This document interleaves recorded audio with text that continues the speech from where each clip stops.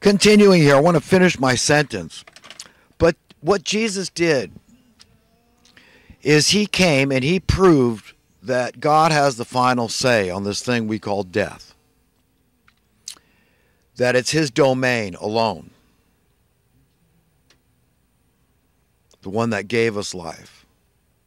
The one that's responsible for where we go from here. The one that owns our essence. Not the one in this mortal physical world that can take our lives, take our physical lives, kill the body, and after that they could do no more. No, this is the one that owns our soul. So we should certainly care very much about God's opinion, his opinion, her opinion of us as individuals. Have we examined our own hearts and opened them up before God? Have we purified ourselves?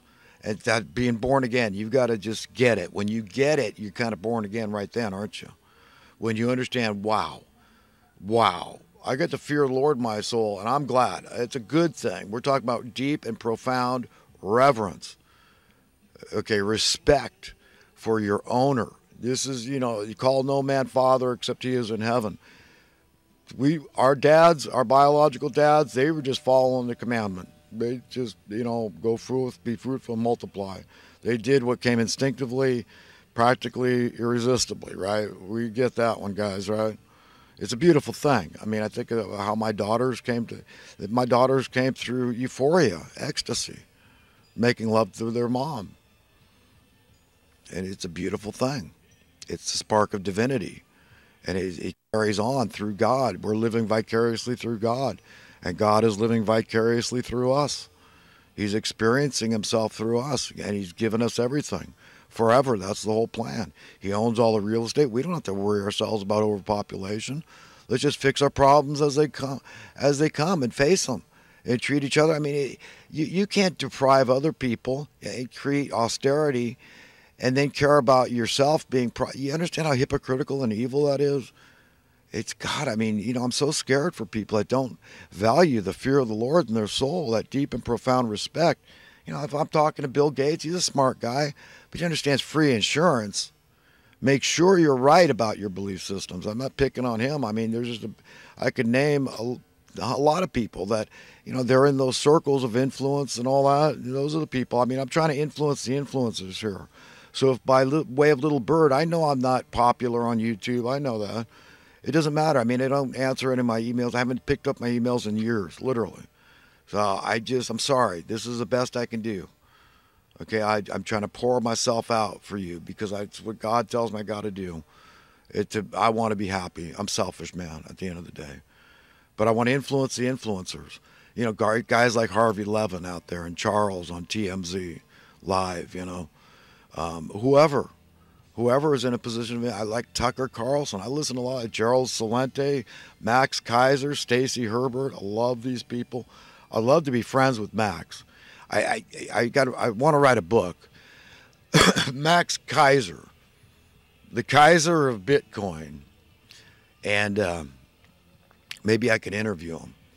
And I bet that bestseller. I bet you. Yeah, I got to do that, huh? I better move quick now that I put the idea out there. But yeah, it'd be fun, and interview him about this bit. I'd say Max, he's the world's greatest salesman. I really believe that. I think, as far as I know about the salesmen out there I've seen, he's got it. He's got that charisma. He's got that dynamic quality that you need. And I think he's a really nice guy. And like I said, I could definitely be his friend, and it'd be fun. To entertain him trying to sell me on Bitcoin on a personal one-on-one level. And it's just that he's got to understand there's a lot of people that have a lot of apprehension for a lot of different reasons. I mean, just be honest. Come on, examine what I'm saying and understand their potential reasons why people aren't interested in Bitcoin. I mean, listen, I mean, the idea that it's unconfiscatable and that, the government doesn't know nothing. I mean, at some point they're interested in getting their income taxes and all that. I mean, I don't own a fraction of a Bitcoin, and I'm not sorry I don't. I just don't. I don't, even if I was rich, even if I bought 100 Bitcoin when it was $1. I mean, anybody could have afforded that virtually, or they would have found the money, beg, borrow, or steal.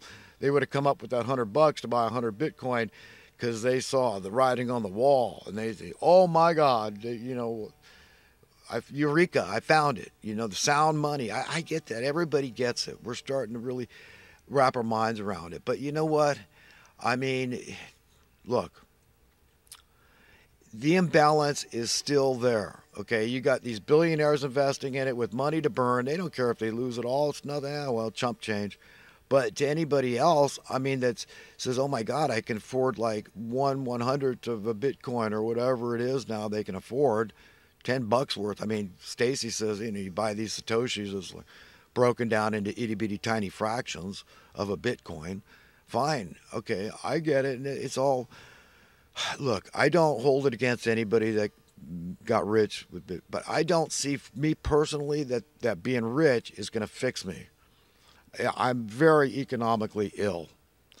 Okay, you've heard of mental illness. My mental illness is that me and money, we got issues, big issues, because I love it just as much as the next guy out there.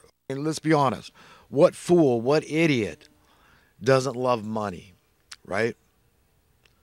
So it's a confession, because you know, if you are learned and you're not, and you are understanding of ancient wisdom, okay, in the scriptures, then you will understand that this is like a false competing God. It's written we can't serve two masters.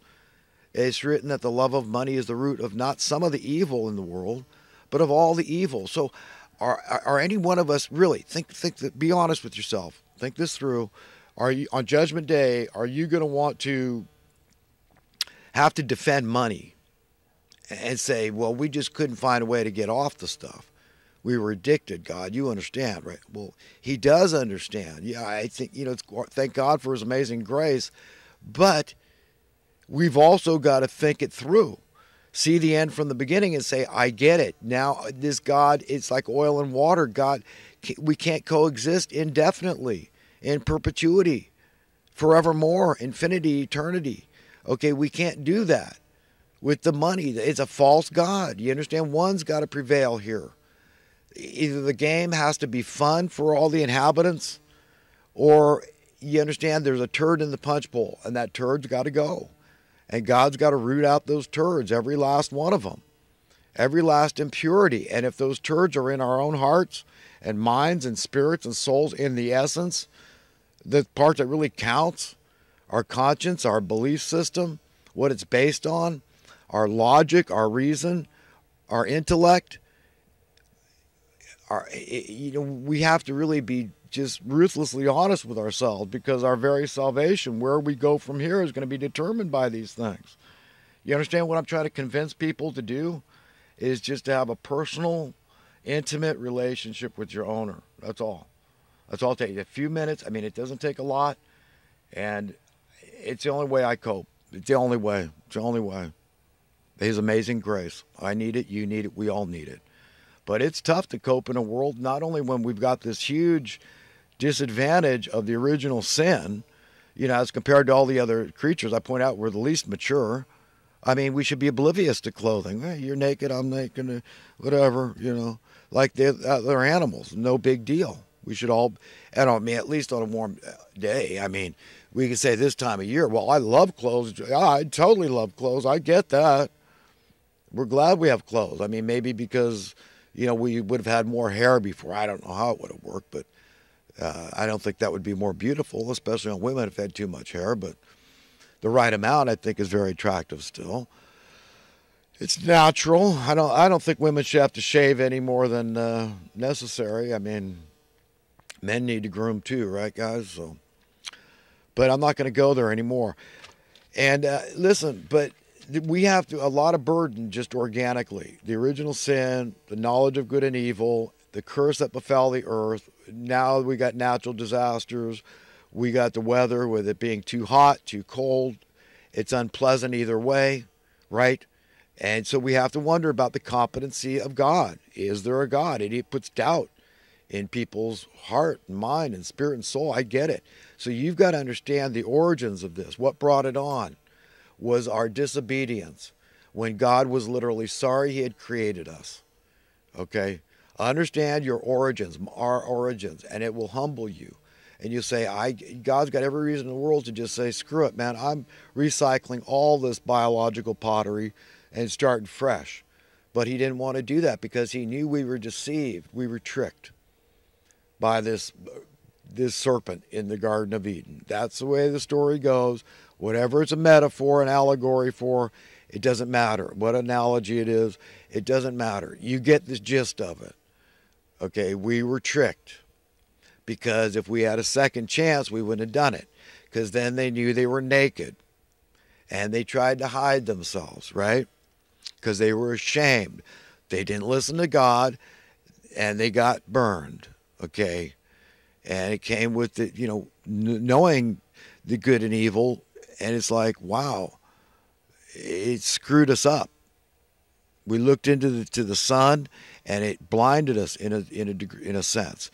It confounded us. It confused us. Okay, and there was a schism, this organic schism that's embedded in all of our DNA. This is the death gene. This is where death came from. That was the warning God gave us. Don't eat from this tree of knowledge of good and evil. It's the fruit of death. It's just that one thing. All the other fruit was fine to eat, but just that. Okay, you get it? But no. We disobeyed, we were defiant, we rebelled, we listened to the evil one, soft talking, sure, oh, you're not going to die, as if it was, well, at that moment, not exist anymore. No. But later it came, the diseases and everything else. This is where it all stems from. The thorns on roses, the thistles, women's childbearing pains, everything bad out there. The predator-prey paradigm. All that, I believe, is from this thing. Because if you can imagine a world where there's no predators out there, that every single creature was satiated by vegetable matter of some sort, if it satisfied us. But we all know how we crave. I mean, I had a can of sardines the other night, and it's like, damn, that hit the spot kind of. My body that agreed with me. Okay? So we get that. And Jesus, he understood. I mean, he was eating fish too, so how this thing works. I mean, I don't really like killing fish and cutting their head and tail off and gutting them, but I could do it. There's not too many other critters I can do that with. But whatever you're comfortable with, I just don't want to be a hypocrite. But, we could get away from meat, and the animals too, if they're satiated with it. Already a lot of animals are. And some of the biggest, strongest ones are. What the hell do whales eat? Krill? What is krill? I mean, I don't know. Maybe they're living critters. I can't remember what the hell it is. They may be tiny little micro critters, right? But elephants, what do they eat? Right? Hippopotamus, rhinoceros, bulls, elk, the strongest animals, gorillas, they're all vegetarian. So yeah, I mean, it's not beyond the realm of imagination to say all predator and prey could be gone from that paradigm, the new reality, eventually. One day at a time, my friends. But, I'm looking forward to an eternity. I want to live forever. I've enjoyed my life. I'm keep enjoying my life, and I don't want to stop enjoying my life. So I've got to have some faith. Free insurance, and I recommend it strongly. But you know what I bitch, complain, moan, and groan about, okay, is the unnecessary human suffering that is replete through our society. This is what we need to be ashamed of. Unnecessary human suffering. I mean, our valiant young troops coming home from Iraq and these Middle East, North Africa countries, and we've been involved in these dubious wars, the stuff these poor people had to see, and they're filled with remorse, and they overcome, and they've taken their own lives. You think God does? You think He's not seeing how horrible this is? I mean, Jesus took away the sting of death to a large degree, but still, it stings hard. I mean, there's that finality. I mean, it's horrible. Losing someone you love to, suicide, death of any kind, accidental or on purpose, it's horrible. We miss each other, but they used to lament it a lot more before Christ. We got to understand what this man did for us and how grateful we should be to God for giving us Jesus Christ, and thankful that Jesus Christ was willing to do what he did and have that horrible crucifixion he went through for us to forgive our sins. It's like paying a ransom and saying, no, the grace of God is that great. If you come to me, I will forgive you. You confess your sins, you admit that you're a sinner, and I'll forgive you over and over and over, as long as it takes. I'm not going to forsake you. I'm not going to abandon you. I'm your friend forever. I'm your lawyer, like your attorney, your counselor, intermediator, intercessor. That's what Christ becomes. And I don't know why anybody that wrote my mind would miss out on that kind of a relation, that kind of promise for free.